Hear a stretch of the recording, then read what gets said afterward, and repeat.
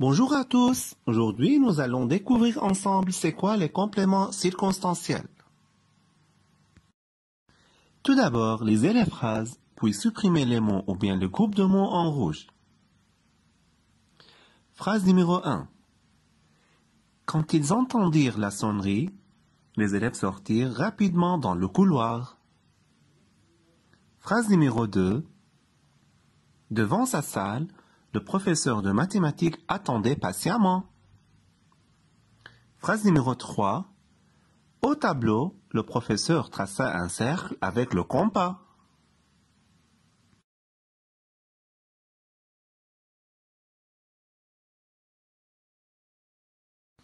Donc, après la suppression des mots ou les groupes de mots en rouge, la première phrase devient « Les élèves sortirent dans le couloir ».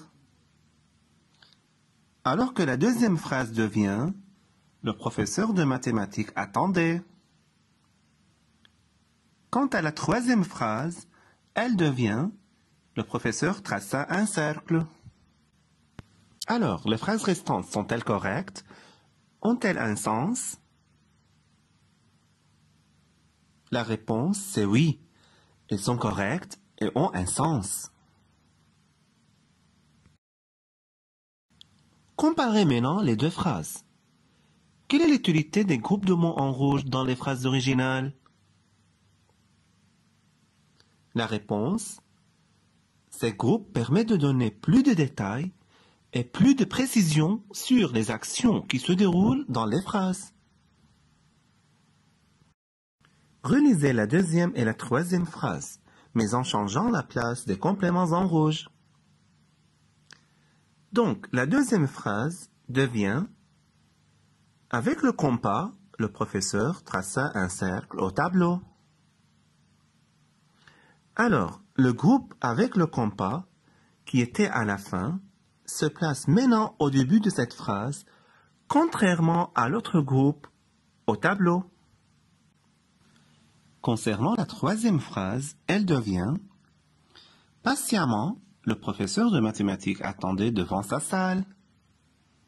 Le mot « patiemment » qui était à la fin de cette phrase se place maintenant à son début, contrairement à l'autre groupe de mots « devant sa salle ».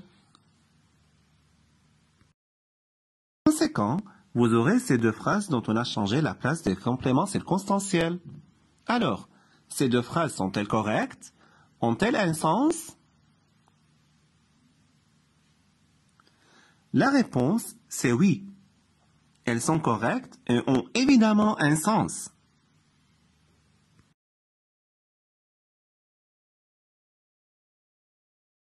Maintenant, classez ces mots au groupe de mots selon qu'ils apportent des informations sur l'endroit, le moment, la façon ou le moyen. La réponse, le groupe devant sa salle précise l'endroit. Le mot rapidement précise la façon. De même, le groupe au tableau précise l'endroit. Le groupe avec le compas précise le moyen. Le groupe, quand ils entendirent la sonnerie, précise le moment. Le mot patiemment précise aussi la façon.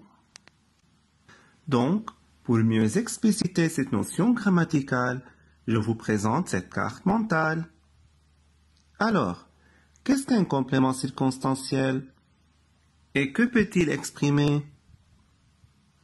Le complément circonstanciel est un mot ou groupe de mots qui précise les circonstances dans lesquelles se déroule une action. Ce complément peut préciser le temps, le lieu, la manière ou le moyen. Le complément circonstanciel peut être supprimé ou déplacé. Il peut appartenir à plusieurs classes grammaticales. C'est-à-dire, il peut être un groupe nominal, un pronom adverbial, un adverbe ou une proposition subordonnée.